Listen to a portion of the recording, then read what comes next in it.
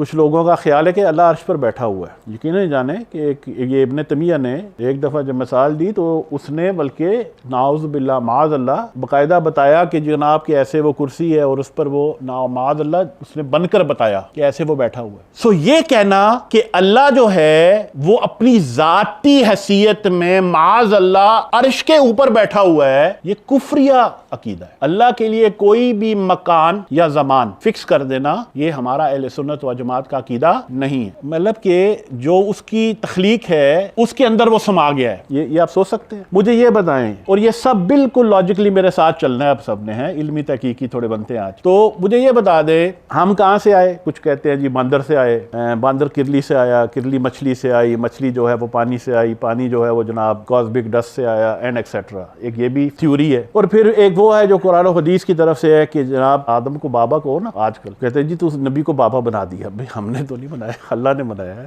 اگر تمہیں کوئی کمپلینٹ ہے، مسئلہ ہے تو جا کے اللہ سے کہو. یہاں تو آپ کہو کہ سیدنا آدم ہمارے بابا یا باپ نہیں ہے، پھر تو تم نے اپنا ہی انکار کر دیا. یا پھر تم بھی کہہ لو کہ کرلی اور مچھلیوں اور ان سے آئے ہیں. اب سیدنا آدم تک ہم پہنچ گئے. سیدنا آدم علیہ السلام آپ کو تخلیق کیا گیا تھا تو پھر آپ کو عرش کے نیچے، اور جب آپ نے سر اٹھایا تھا تو عرش کے ستونوں پر کیا لکھا ہوا تھا؟ لا الہ الا اللہ محمد رسول اللہ. اور پھر آپ نے رسول کریم صلی اللہ علیہ وسلم کا واسطہ وسیلہ لے کر اللہ سے مانگا تھا. اب وہاں پر فرشتے موجود تھے، اس کا مطلب فرشتے پہلے بنے.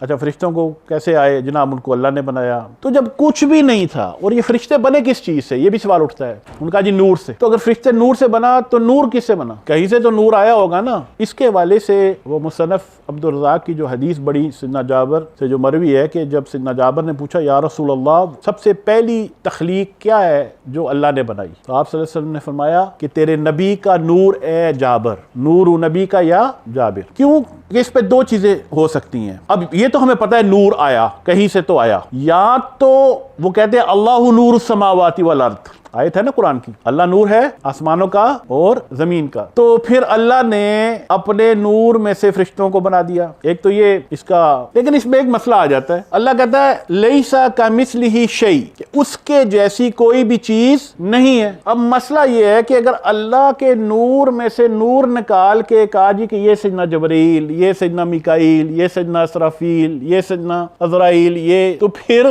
اللہ کا نور اور فرشتوں کا نور کیا یہ ایک ہی نہیں ہے؟ ہم جنس نہیں ہے نا؟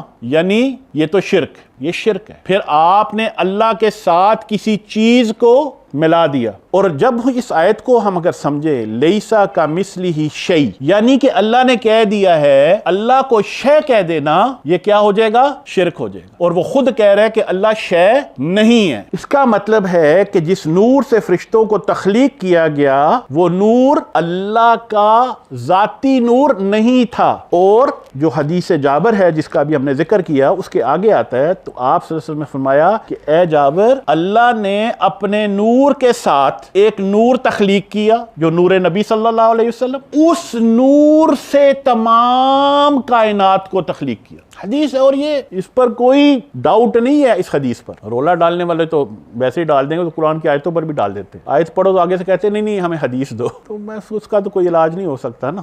اب ہم اس کو تھوڑا سمجھنے کی کوشش کرتے ہیں کہ ہم کہتے ہیں چلے یہ نور بھی نہیں ہے، کچھ بھی نہیں ہے، کوئی شے جو ہے نہیں ہے. هل اتى على الانسان حين من الدهر لم يكن شيئا مذكورا، کہ کیا انسان پر ایسا وقت نہیں تھا کہ وہ کوئی بھی چیز نہیں تھا ہی نہیں جس کا ذکر کیا جا سکے. nothing which means there is no thing, nothing.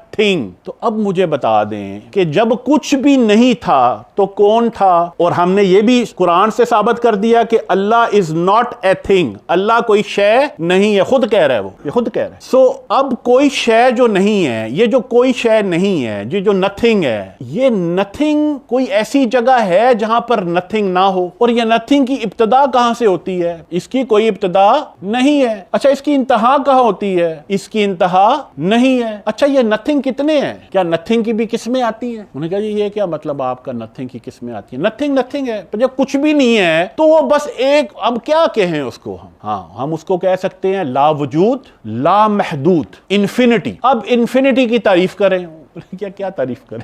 یہی ہے کہ اس کی کوئی ابتدا نہیں ہے، اس کی کوئی انتہا نہیں ہے، اور جو کچھ بھی ہے جو شئی ہے, جو تھنگ ہے, وہ اس انفینٹی کے اندر ہے. اگر ہم ایگزامپل کے طور پہ, اللہ کے بارے میں مثال تو ہم نہیں دے سکتے معاذ اللہ, لیکن فار دی انڈرسٹینڈنگ ہم کہتے ہیں کہ اسپیس ہے. دیر از نتھنگ بٹ اسپیس. انہیں کیا اسپیس کہاں تک جاتا ہے؟ انہیں کیا جہاں تک سوچ ہے, عقل ہے, کوئی وقت نہیں ہے, کچھ نہیں ہے, یہ اسپیس ہی اسپیس ہے, یہ انفینٹ ہے, انفینٹ اسپیس ہے. انہیں کہا اچھا, انہیں کہا کہ اچھا اب ایک نور کی تخلیق ہو گئی. تو انہیں کہا کہ یہ نور کی تخلیق کہاں ہوئی؟ یہ جو چیز آ گئی ہے, یہ شئی جو بن گئی ہے, یہ شئی کہاں ہے؟ اس شے کے گرد کیا ہے؟ Nothing meaning space. سو مثلا اگر ہم یہ امیجن کریں کہ یہ اسپیس ہے, تو اسپیس کے اندر اگر کچھ آ جائے, اب یہ کچھ ہے, لیکن اگر اس کو ہٹا دیں تو اب کیا ہے؟ Nothing. Something and nothing, nothing. اس نو تھنگ کے ہونے پر کیا دلیل ہے؟ یہ تھنگ. کیونکہ اگر یہ تھنگ نہیں ہے تو نتھنگ ہے, یعنی کہ یہ تھنگ نہ بنتا, نہ وجود میں آتا, تو ہمیں کبھی پتہ نہ چلتا کہ نتھنگ ہے. سو the absence of the thing is the proof of no thing. یہ بات سمجھ آ رہی ہے؟ یہاں کمپلیکس ہو گیا ہے, سسٹم اوور لوڈ نہیں ہونا چاہیے, میں ساتھ چلنا ہے نا. سو اب یہ جو تخلیق آئی ہے, یہ جو تھنگ ہے, یہ ہے نور نبی صلی اللہ علیہ وسلم. اور یہ صرف میں ایک مثال کے طور پہ اگین ہائپوتھیٹکلی ہم بات کر رہے ہیں فار دی انڈرسٹینڈنگ. معاذ اللہ یہ تو نہیں ہے کہ ہم, میرا مطلب ہے مثال ڈائریکٹ دے رہے ہیں, جسٹ فار دی انڈرسٹینڈنگ. اب کسی بھی چیز کو تخلیق کرنے کے لیے, بنانے کے لیے ہمیں ایک را مٹیریل چاہیے ہوتا ہے. ایسا ہی ہے نا, مثلا کہ اگر ہمیں نے بریڈ بنانی ہے تو بریڈ بنانے کے لیے ہمیں کیا چاہیے؟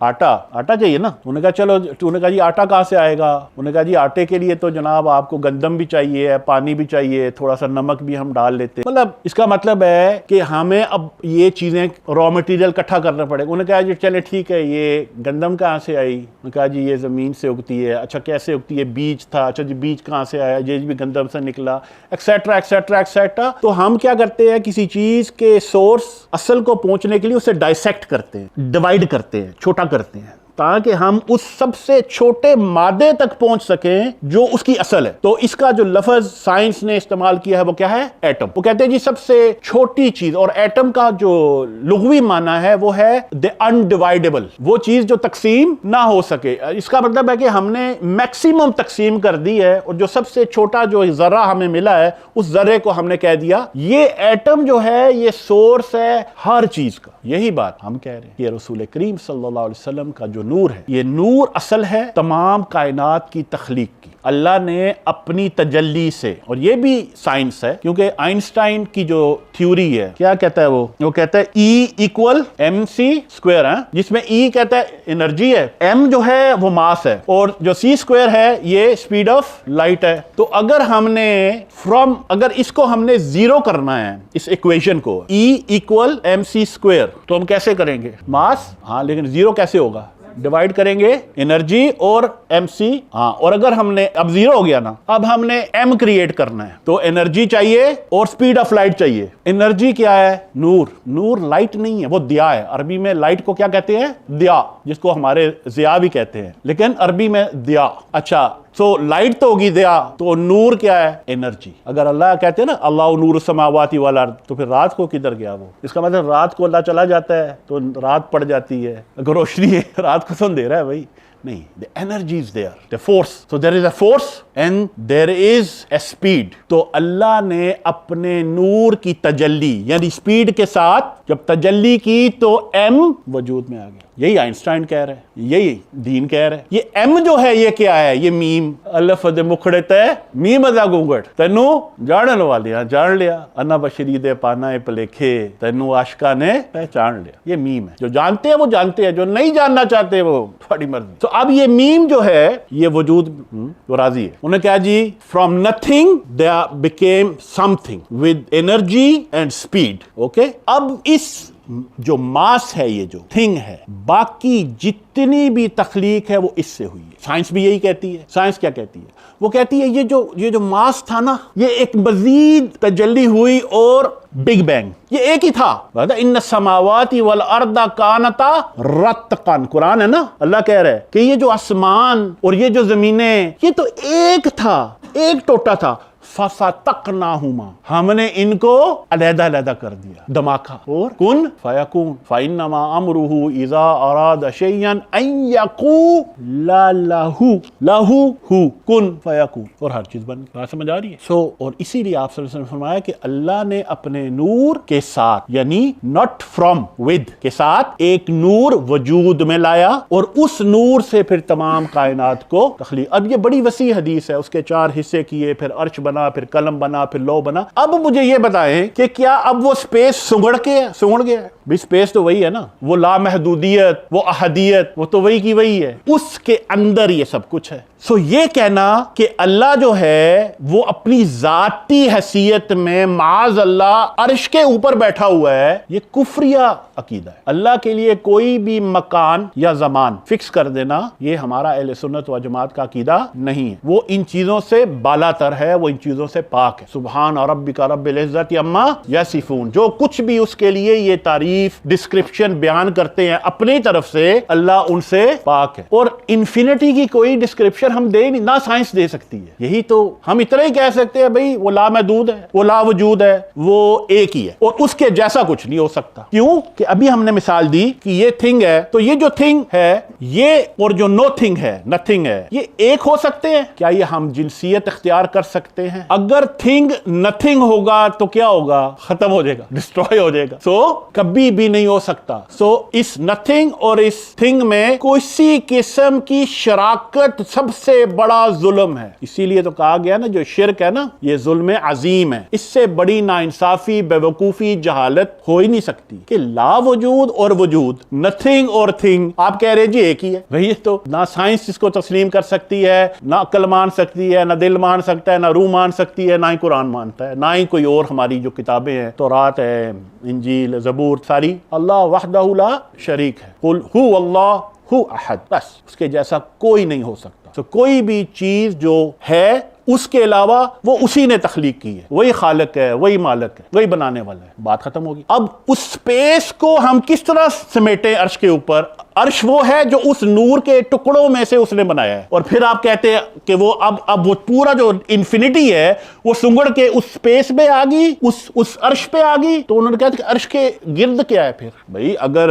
अल्लाह अर्श पर है तो अर्श के गिर्द जी फरिश्ते, माशाअल्लाह, यानी अल्लाह माज अल्लाह अर्श पे बैठा है और उसके गिर्द फरिश्ते घूम रहे हैं। अच्छा, फरिश्तों के आगे क्या है? उन्होंने कहा और फरिश्ते, उसके आगे उनका ऐसा नहीं पता जी। ये जो तुमको नहीं पता, ये जो क्या है, यही वो जात है। और जिसको तुम कह रहे हो कि वो अर्श पर बैठा है, ये इसमें अल्लाह है। क्या है ये? अल्लाह का इस्म मुबारक। तमाम अस्मा इलाहिया, तमाम के तमाम ये अर्रहमान से शुरू होते हैं। सबसे जो नीचे वाला नाम आता है, ये क्या नाम है? अर्रहमान। अर्रहमान अलल अर्शी इस्तिवा, ये नाम रहमान है जो अर्श पर है। फिर आगे अर्रहमान अर्रहीम अल मालिक अल कुद्दूस, जुल जलाली वल इकराम, और उसके बाद क्या आता है? इसमें अल्लाह। जो इस्म अल्लाह है, ये जो नाम अल्लाह है, ये अर्श के ऊपर है।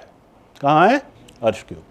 ये कहना कि अल्लाह जो है वो अपनी जाती हैसियत में माज अल्लाह अर्श के ऊपर बैठा हुआ है, ये कुफरिया अकीदा है। अल्लाह के लिए कोई भी मकान या जमान फिक्स कर देना, ये हमारा अहले सुन्नत व जमात का अकीदा नहीं है। हफ्तावार लेक्चर में शिरकत के लिए अपने करीबी बुरहानिया के सेंटर में तशरीफ लाएं। अल्लाह हमें अपने अकायद की इस्लाह की तौफीक अता फरमाए। आमीन।